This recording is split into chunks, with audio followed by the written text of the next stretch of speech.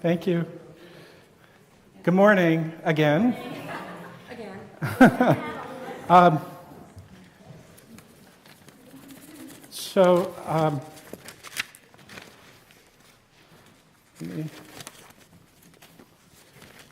Welcome to the annual meeting of Christ Episcopal Church, the 2025 annual meeting.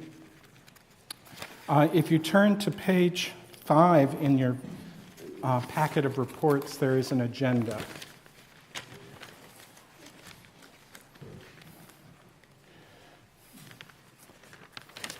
Let us pray. Gracious and loving God, you set us in the midst of community and call us to love one another. Be with us as we reflect upon, celebrate, and challenge ourselves as the community of Christ Church. Fill us with your wisdom, your love, and your living presence, and grant that we, who have been called to be your body in this place, may be faithful to that call and to the mission and ministries to which you call us. All this we ask in the name of your Son, Jesus Christ. Amen. All right. There are 33 people present, which constitutes a quorum. So I hereby substantiate that a quorum is present and call the meeting to order.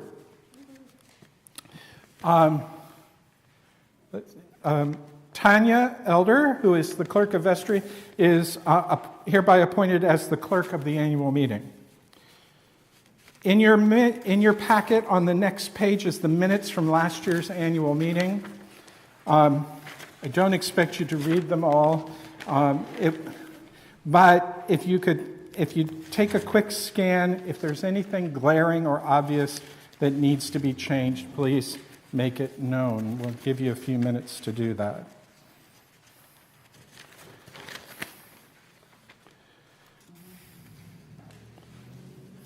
As you can see, the minutes are long because we had a lot in our report last year.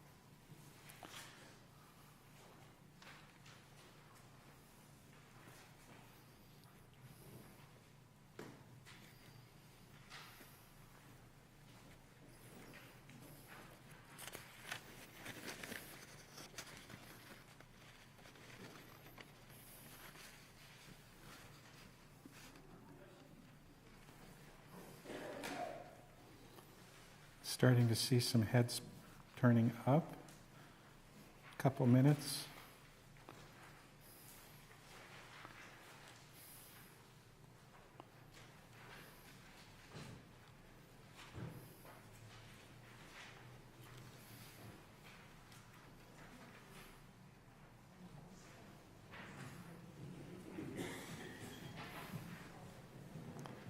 Okay.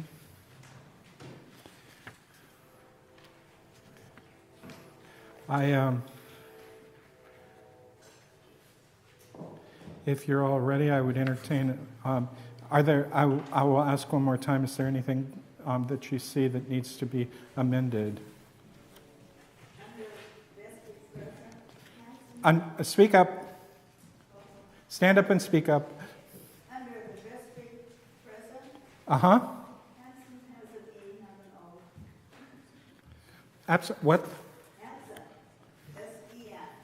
Oh, right. Okay, we'll fix that. So it should be, yes, your name is misspelled. Okay? I move to accept the minutes as amended. All those in favor say aye. Aye. Opposed? Carries. Thank you. Next on the agenda, let me go back. Next on the agenda is election for vestry and delegate to diocesan convention. We have 4 candidates for vestry standing today. Jeremy Duplessis, stand up, Jeremy. Shelley Fairbanks, Shelley's in the back. Dave Steer, stand up, Dave. And Roland Stone, right here. We are electing 3, so you will vote only for 3. If you vote for 2, 1, or 4, your ballot will be invalid. Vote for 3. You know that. Yes, you have. Honestly, it's the only way to make it fair. So please vote for 3. You can sit down. So candidates for delegate to convention. We have Sandy Carter. This is delegates to convention. We have Sandy Carter, Shelley Fairbanks, once again, Melinda Jackson, Susan Myers, and Nancy Nesham. So in this case, you're going to vote for 2, and only 2. And what's going to happen in this one is the 2 who get the highest votes will be our delegates at this convention, and the next 2 will be our alternates. We have not been electing delegates to convention according to the norms of the diocese, at least since I've been here. The way it's supposed to work is every year, the people who are the alternates from the prior year become the delegates, and you elect alternates in the current year, who then the following year become the delegates. So you're only going to vote for 2 this time. We're going to elect all 4, but next year we'll only be voting for 2. Okay?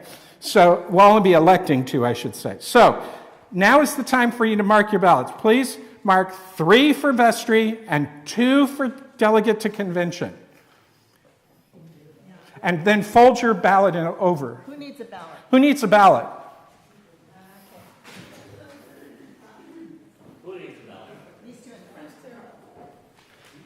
And there are pens right there.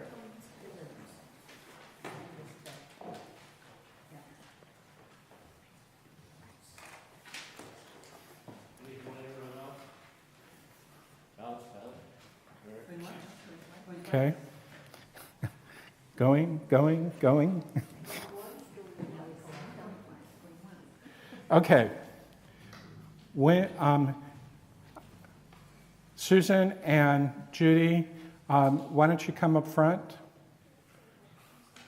They are going to collect the ballots and be our tellers for the election.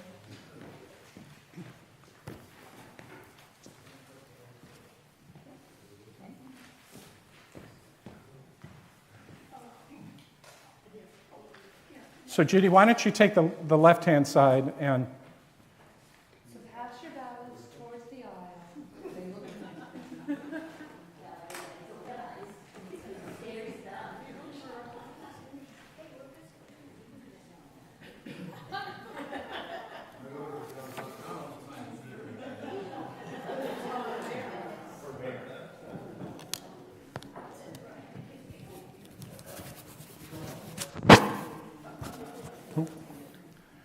So, all right. Do you need a blank? I have a blank right here. Okay. So, while those are being tallied, we will receive the oral reports, and the first one is from the Capital Campaign. And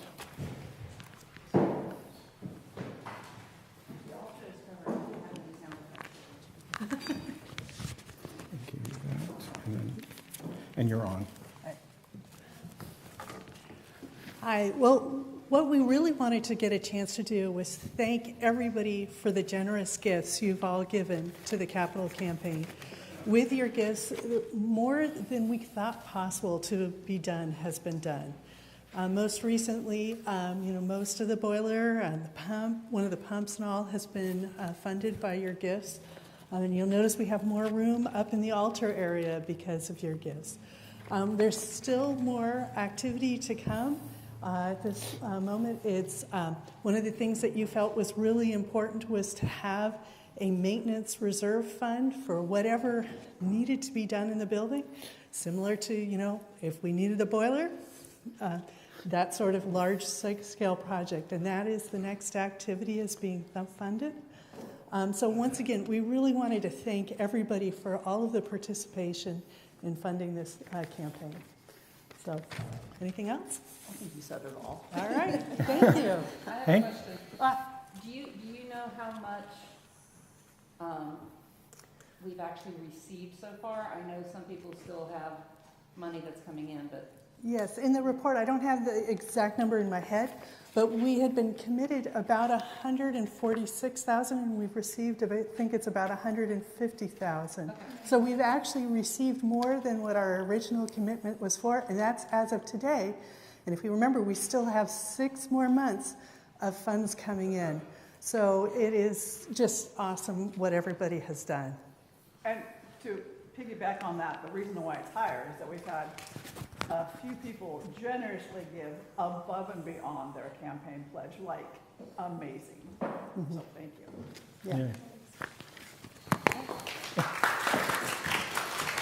Thank you. Okay, so I'm going to hand that to you. Oh, wait, no, Sue first. Yeah, after I'm done. So now we move on to the State of the Parish report. We got lots of positive feedback about doing it as a panel presentation last year, so we're doing it that way again this year. So let me start by saying, in this year's report, there are things to be happy about, to celebrate, but there's also some realities that are challenging, and we're going to try to fairly and accurately present that reality to you. And invite you to join, not just with the folks who are reporting, but join us all together as a community to rise up and address those things. To start with something positive, we have this past year we continue to see growth in membership, in participation. We had 9 new households join the congregation. And we are now at 83% of pre-pandemic numbers, which is great. We also, that was all I was supposed to report on right now. Sorry. I have notes, but my notes are a little chicken scratchy. So I'm going to hand it off to Sue to talk about other increases in the life of our congregation. Increases, yes. Yeah, in positive energy and all of Yes. that stuff. Will do. Just tell me how to turn it on. It's on. It's on. Oh, good Lord. Okay. I am going to speak about some of the increases in our community. We have an increase in positive energy. You walk through that door and you're met with smiles, with handshakes, with greetings, welcome. And then after services, conversations, coffee or tea, and getting to know you. And that positive energy makes for an increase in program participation. There's so many programs and so many ministries to look at, to join, or to lead. And I'll name just a few. The weekly sessions, Advent, Let's Talk About God, Episcopal 101, 40-Day Journey, grounds, and then there's grounds maintenance, fellowship. There's 3 services, a Tithes, a Compline, and morning prayer services throughout the month. There's the EFM Book Club Santa Seconds, and the list goes on. And what an opportunity. It's our ministry fair. So you can see all of this. And please take time after the meeting to attend the event, talk to the people. If you want to, sign up. And lastly, our increase in outreach. Let me get my...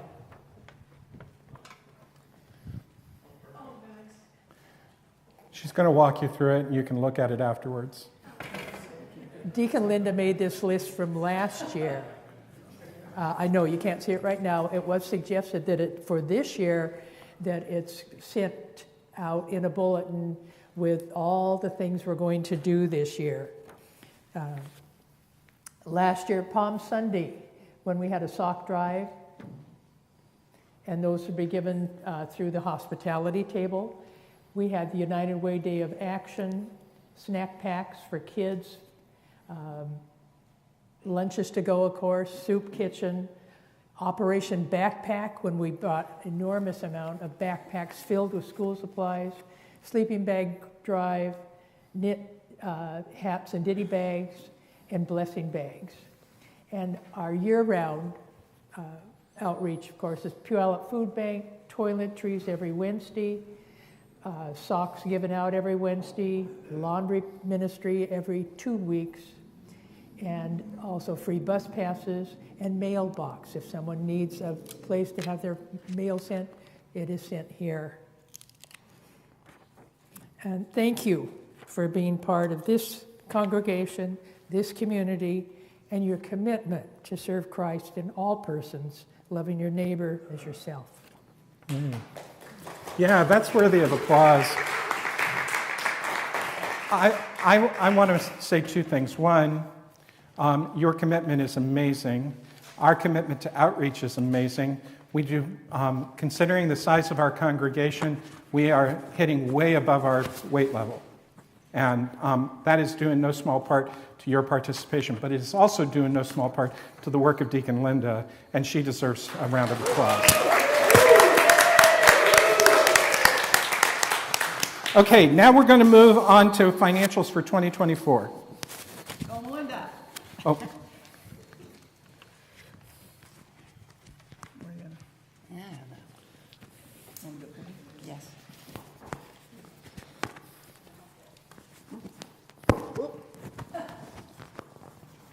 There you go. Thank you. Okay. So can someone tell me where in our booklet here is my write-up? Oh, page 7. Page 7? No. That's last year's Oh, thingy. I'm sorry. no, it's, hold on, I can tell you. Page 25. Aha. Okay, so page 25. So after page 25, you'll have a copy, you'll see that there's a copy of all of the December reports that the vestry reviewed and voted on at our most recent vestry meeting.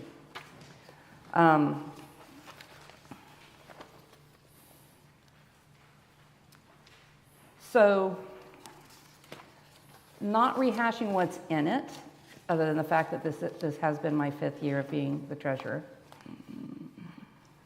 And Paul, I'm not falling off yet, sorry. I'm pointing out the fact that we've done a lot of church building work. The windows, the boiler, updated the thermostats, we've replaced, updated our AED. A lot of the stuff we've done has been through the capital campaign funds, because that's what they were raised for. But we've also done it by pulling some money from the DIF to pay for things. We've done it by utilizing the money that was put into the budget. We started doing some stuff because of the work we did with the city when they bought part of our corner here and they paid us for it. We've even changed out our phone contract and have replaced our really elderly phones, and hopefully this will continue to show a decrease in that particular line item for the budget. I discussed in here how, based on our income, what we budgeted and what actually came in, how that ended up being on a positive side. A large part of that had to do with utilizing money from the DIF for operating budget things. I want to point out that we did not receive all of the budgeted pledges for whatever reasons. People could have moved, unable to fulfill their pledges, but we didn't receive all that we budgeted from that because we've been utilizing a lot of money out of our bank account. We've not kept as much money into the bank account to earn interest of money that was there based on previous years is how we budgeted that. We'll be making that adjustment going ahead.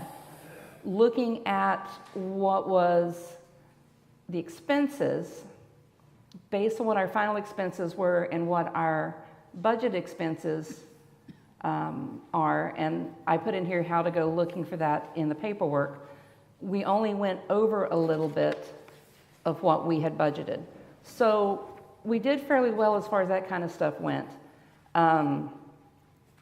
But we still need to, and this moves along well with the long-range plan that we came up with in the last couple years, et cetera. So we're moving in the right direction, but we also need to pay attention to income, expenses, and that kind of thing.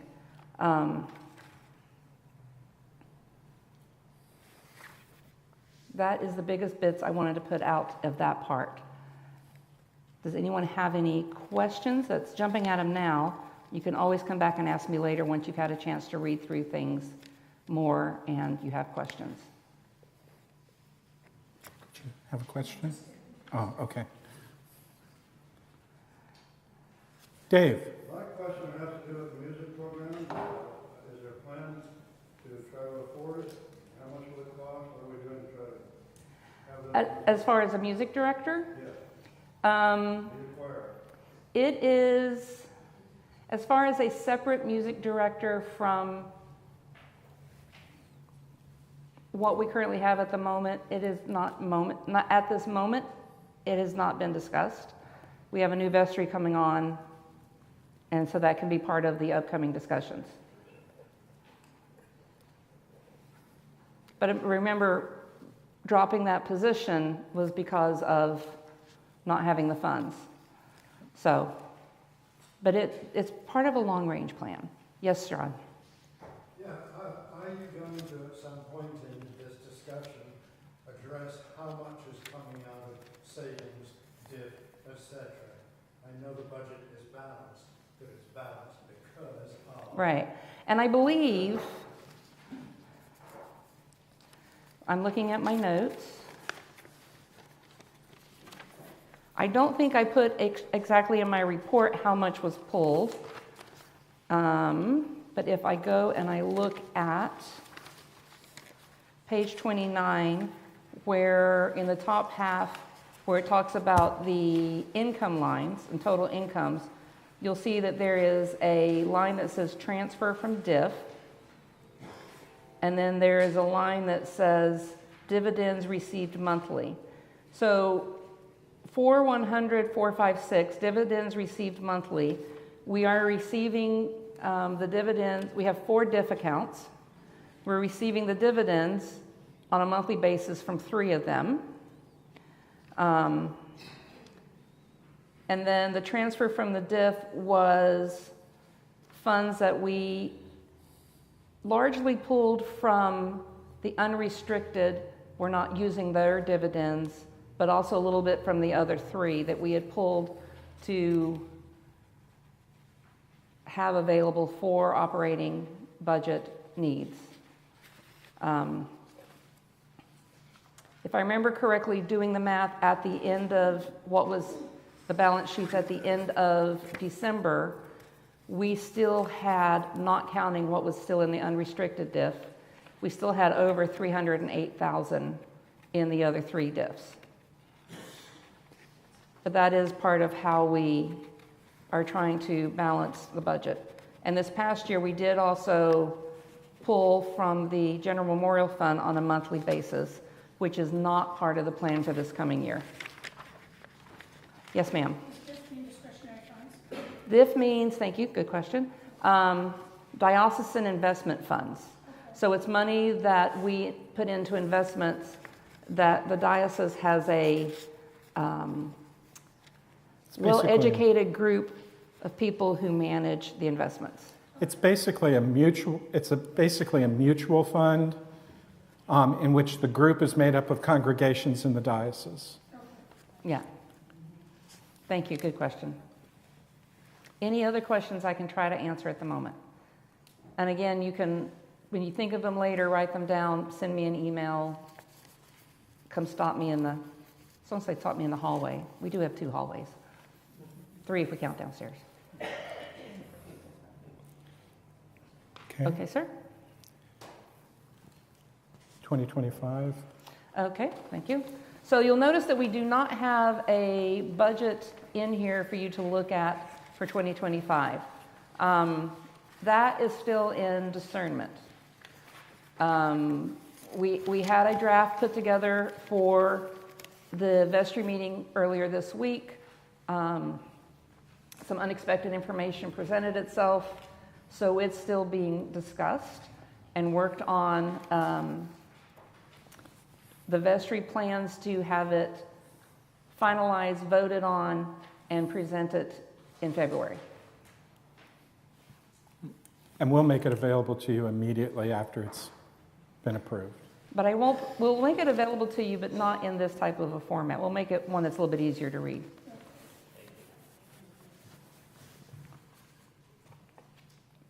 Okay. Now we're gonna shift to Nancy, who's going to talk about further about the financial realities that we're facing.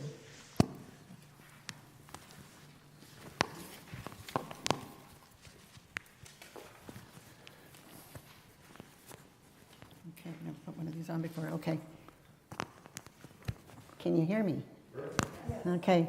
So, the fact that we weren't able to come up with the 2025 budget does indicate that, we do have some financial realities in front of us, and we needed to investigate that a little bit more. Going back to the direction that was taken close to 3 years ago, to strategically balance our budget using our reserves where we're needed is still going to need to continue. How much we're not, that's what we're working on right now, is being realistic about this. And just a reminder that it's a process, and it's going to be a process. And we're going to take this to ensure the future of our parish. And based on the notes from previous annual meetings, approximately 3 to 5 years were estimated. Our goals are still targeted to reduce our dependency on the reserves built up over the past years. And we want to continue to strive to meet those goals and to set and establish realistic benchmarks. When we review the goals that were set for the congregational growth and the revenue streams, they may seem ambitious, and in some areas we didn't quite meet it. Therefore, with the current projection, it will most likely take us longer than to achieve our targets than we originally estimated. But it's a motivation to continue to invest in our parish future, and I believe that is still strong. We may need possibly a 6th year, and more will come on that. We just wanted to be as transparent and realistic as possible on that. We want to continue to meet and exceed our benchmarks where we can.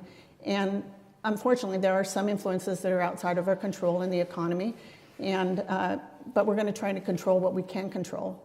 And so we need to come up with a way to continue to check and balance our expectations and objectives.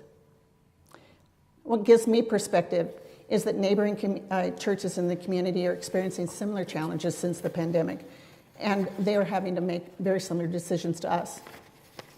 However, in discussions within the diocese, all indications are that we are still faring well, if not better than some, and attaining our vision and envisioned future is still possible. Questions? What about those of us who would like to pledge but are yet not in a position to do so? What do you do with that? You're almost blended perfectly, because pledges is, I think, the next thing up to discuss. Yeah. And so Ruth might be able to answer that for you.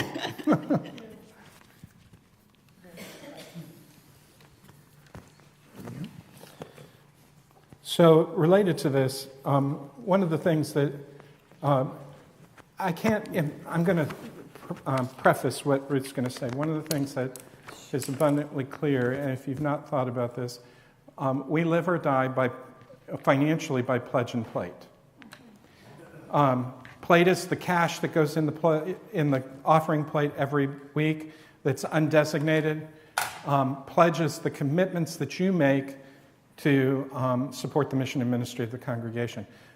If those don't grow, if those don't increase, then we get stuck. But I'll let Ruth speak to it. Hi, I'm Ruth. I'm your pledge secretary and your treasurer. I didn't realize that I was the pledge secretary to saw it in the notes today, so yay on that. You're the only one who's allowed to read them, so. Okay, there you go. So I have prepared a visual for you. Hopefully you can read this from far away. My first job up here today is to talk about the pledge comparisons from today, 2025, to the same amount and same time in 2024. And so, pledge comparisons to date, you've got the years here. The number of pledges was 72 pledges at the same time last year. We raised $179,000, or we gave $179,000 towards the budget, okay? We committed, yes, thank you. And 2025, right now, we're at 65 pledges. I've got more news about that in a minute. And we've committed $176,000 so far. And now you're probably thinking, oh, that number's lower and that number's lower. We're doing horrible. We're not.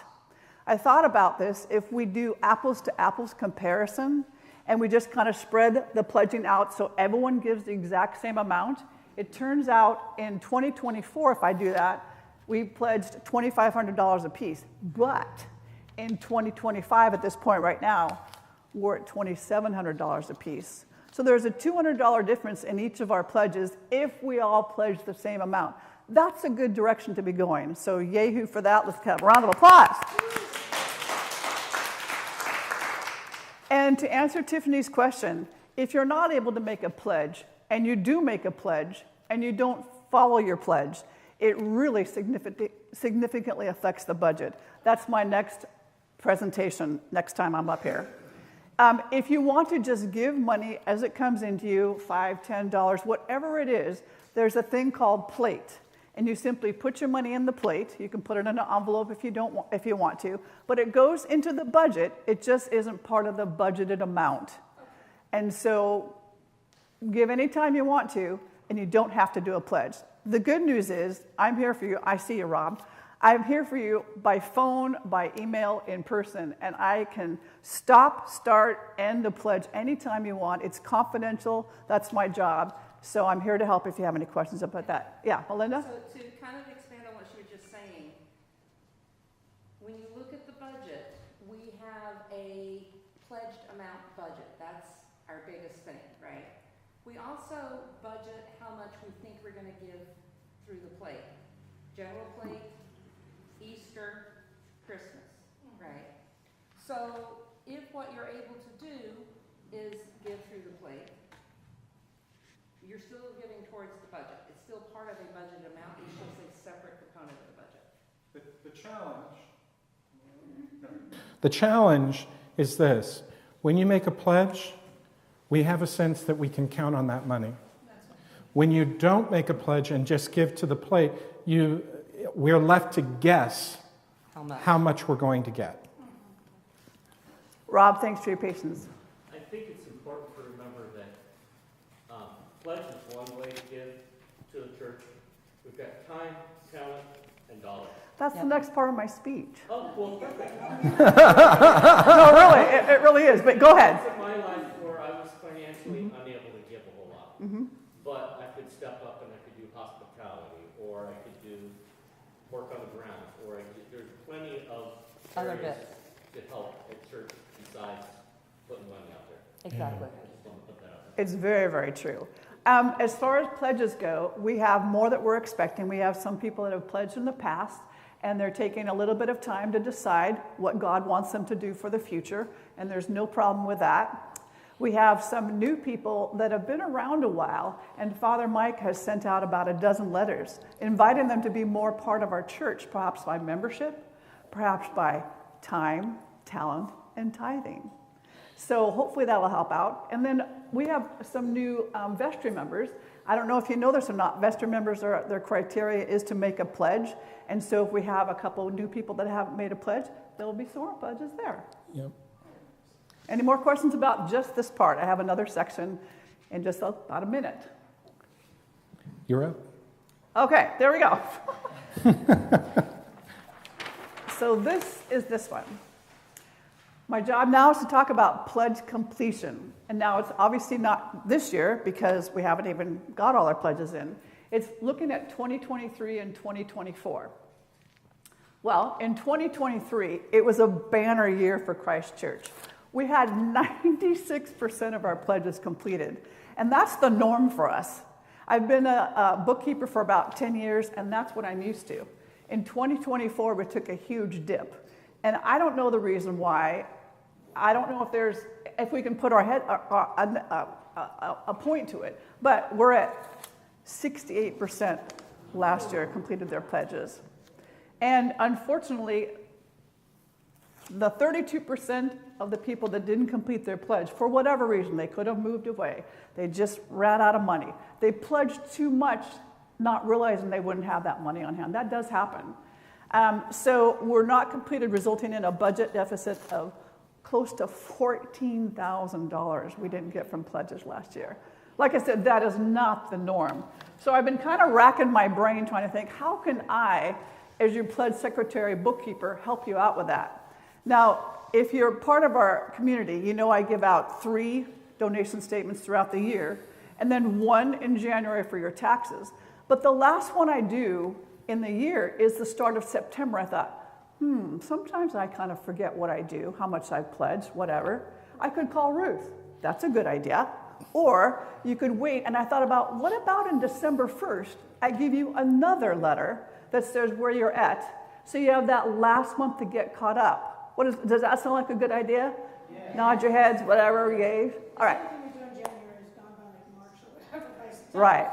So that's my goal. I'm going to have it in your hands by November. It'll be like the last Sunday in November after that, okay? And that way you'll have a much more closer view of what you have. I realize there's monetary issues and things like that people haven't done it. But one of the big things that really hurts is if you make a huge pledge, and I mean a couple $1,000s, and you don't pay any of that pledge, it's a significant dent to our budget. Mm-hmm. And then talking about what Rob was saying too, I think of like we're in a little bit of a rocky boat right now. And we could all do more. I could pledge a little bit more. I could give a little bit more time. And then I think about that ministry fair back there, all those ways to have talents. So Rob, you hit the nail on the head. It isn't just about pledging. We can make our boat float a little bit smoother with all 3 of those ways if we can just step it up just a smidge. Time, talent, and tithing. Thanks a lot.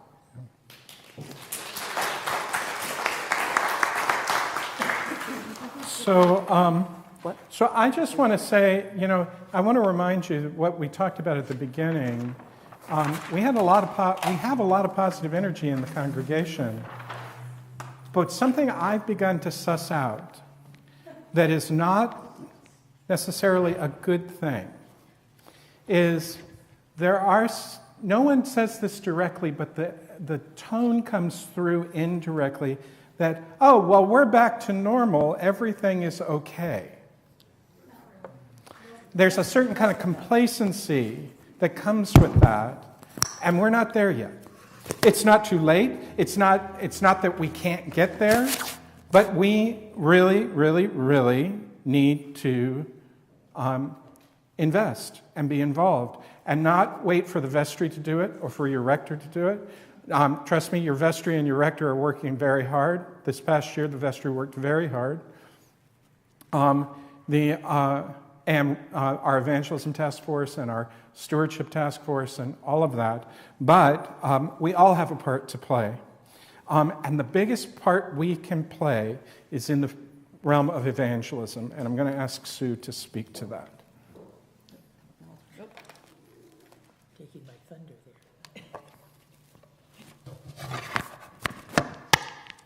Thank you.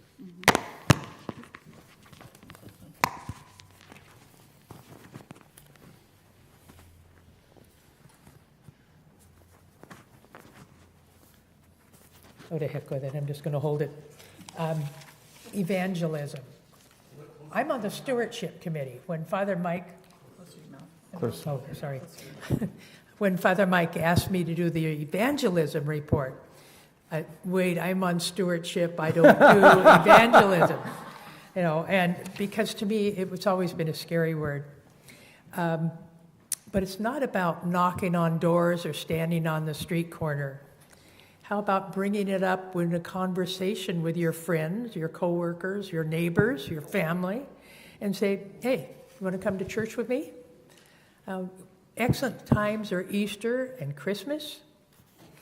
But another easy way, see, this is my thing, invite someone to one of our activities. How about our Mass in the Grass summer picnic, our October pet blessing, our stewardship spaghetti dinner, our Santa's second sale? Share them with the community at Christ Church. Have them come and see who we are. Okay. So I'm going to add a couple of comments about that. It is no small thing to invite a friend or a neighbor or a coworker. Coworker is the hardest one, I know, because companies often have rules around that. But it is no small thing. The folks who study this have data that shows that 76%. You ready for this? 76%. This is a Pew Research study. 76% of people who come and stay in a church come because they were invited by someone they knew. Now, there are some of you came spontaneously, and I am forever grateful, and I am forever grateful for the ways in which our greeters and all of you make this church a warm and welcoming place. But we've got to get more people to cross our threshold. That's where we're at. And all of us have a role to play in that. Because the more people who come, the more energy we have, the more impact we have in the community, and the more Christ is made manifest in the world. Tiffany. This past Tuesday, a lot of people were asking about Episcopal churches in the area. In addition to having to tell myself, okay, Washington and Olympia are two different places. You know, there are people asking, what are good Episcopal churches? What are good mainstream Protestant churches? This is one of the best ones, and it's in Peoria. So, Where are you encountering these questions? so people in social media, since hearing Bishop Buddy, I believe that's how you pronounce your name, Mm-hmm. give the prayer at the inauguration or the day after, have been asking in Googling about Episcopal churches, or specifically the mainstream Protestant churches are getting. Okay. We have one last thing around a way for us to be actively involved in addressing the challenges that we're facing. And I'm going to piggyback on a couple things before I talk about that. Am I? No, you're muted here. Okay. There. Okay, there we go. Hello. I wanted to piggyback on a couple things that were talked about earlier, and I could have jumped in. When Ruth pointed out how much we had as a deficit because of pledges that were unfulfilled, what a blessing we had that we did have the differentials, the diff funds, and the reserves to make up that difference and to keep this parish going. So I just wanted to say that's a real blessing. Then the other thing is that we had, unfortunately, because of the annual meeting, it was a bad time to not be able to greet the people, but we had 3 new people come in this morning to the 10 o'clock service. And I don't know what kind of impression we made, but we tried to do our best, and we had a repeat of somebody who came a couple weeks ago. So it is starting to work. Yeah. And so now I'll get on to what yeah, Abby Ann. Sorry, I did have a question before you move on. Sure. Is there any talk about adding our different ministries and what we're doing specifically on Sundays to the church's website calendar? Because I did look on there and it says, Episcopal 101, but it doesn't really have it specifically what we're doing on that Sunday. So that if I go to my office and say, oh, we're having something on such and such day, let me look. I haven't been able to find it on the church calendar to Oh, remind the myself. Google Calendar that's Google embedded in the Calendar. website? Yes. Okay.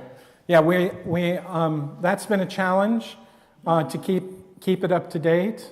We're going to address that this year. Yeah, that is something that we are looking to expand on. I'm a crossover because I've also gone to the evangelism task force a couple times, although I'm not a voting member. But one of the things that, and I don't want to steal their thunder, but we're going to be working on some new signage, which I think is also going to really be helpful to communicate our message, and also working on an active communication plan to kind of flesh out and to beef up what we're already doing. So good things coming. Yep. And then the other thing, now I'm back to my stewardship role, that one of the things that we have planned coming up in the spring is we're looking to do an event around end-of-life planning, and that would include funeral planning, but also estate and legacy planning. And so it's going to be a workshop, and more information will be coming out about that. But that is another way that we can look to kind of expand our how we continue to keep the future of this congregation going. And is that something for all ages? Certainly, yeah. Sooner the better. Right. Yeah. I think Father Mike said recently that in doing some funeral planning, people who had plans in place, it was really very helpful to him to really know what you desired. So there are multiple components to it. Like I said, more information is coming. I think it's scheduled for May. For those of you who have lost a loved one, a parent, a spouse, someone close in your family system, how many times have you had the experience of going to plan for the service and wondering, well, what would they want? And you're sitting there puzzling that, and you're guessing and second guessing, and in the midst of that, your own needs get missed oftentimes. And so it is a real gift to your family to do some planning in advance. Yeah. Oh, you can just hold on to that. Okay. So Nancy mentioned this, and I think it's worthy to expand a little bit on it because we're at the end of our panel report. We are updating our sign out front. The vestry voted on it and approved it. The banners, which we've been using for the last 2 or 3 years, are going to be replaced with a permanent reader board sign, which allows us to easily update the message for special events and that sort of stuff. And it becomes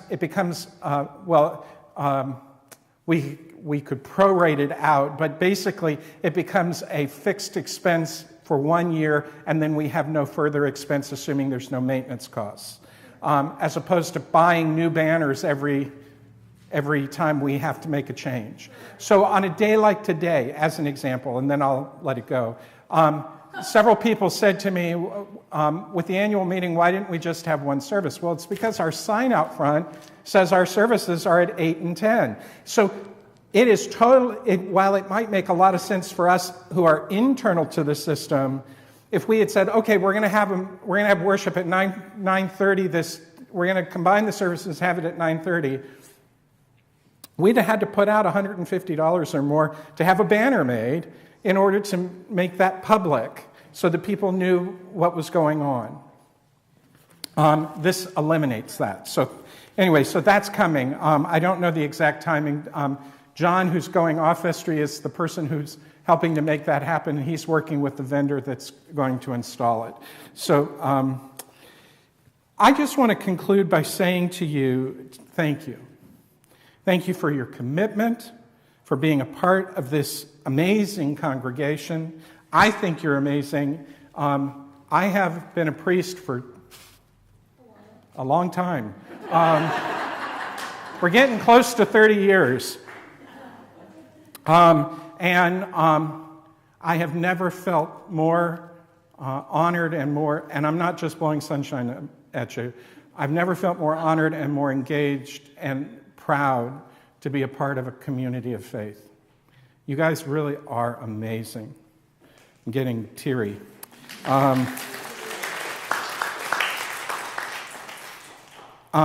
And I want to say this again. Ruth kind of made the point around pledges, but it's not just pledges, it's everything. Without you, we aren't who we are. You make us who we are. And the special community that we are, and I thank you for that. I thank you for your vision, for your commitment, for your bravery. When we do things that are new or different or scary, might be scary to you. I thank you for your love for one another, for this community, and for what we and for the community outside these walls that we minister to. And that's the end of our report. I have the results of the election. Yeah, drum roll, please.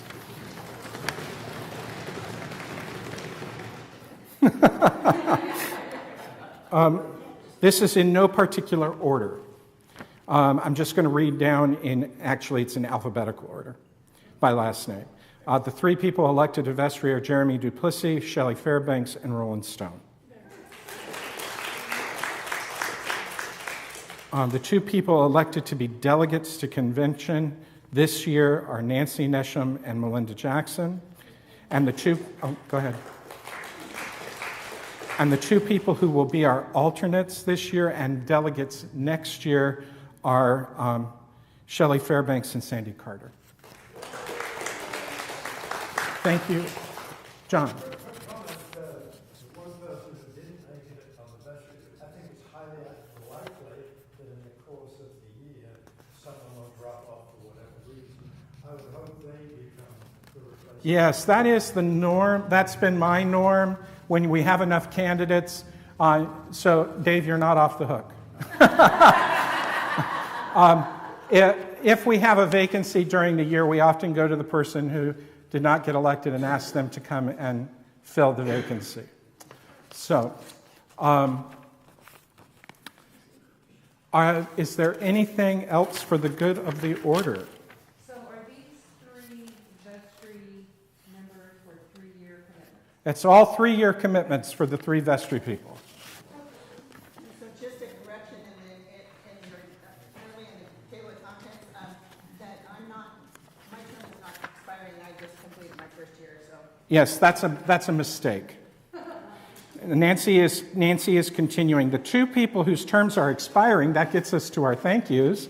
The 2 people whose terms are expiring are Sue Golden, our current senior warden, and John Hopkins. I want to thank you for your investment. I want to thank you for being senior warden, not once but twice. It's been good, and your contributions are no small piece of the successes that we've had. So thank you.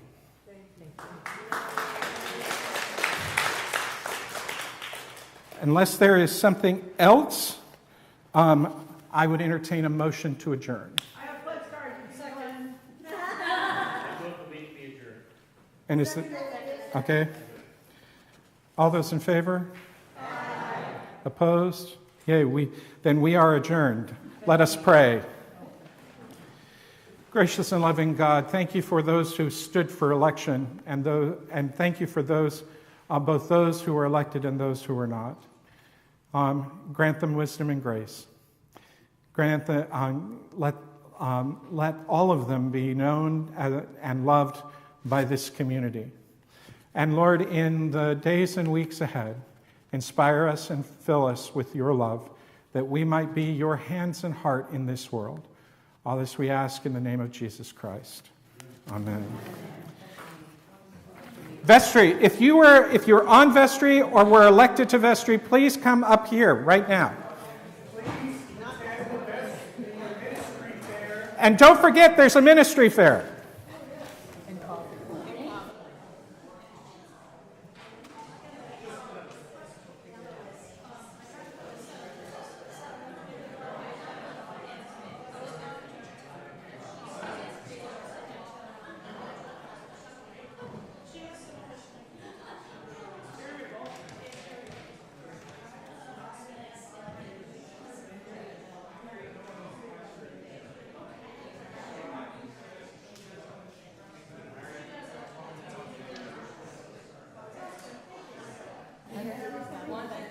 Okay.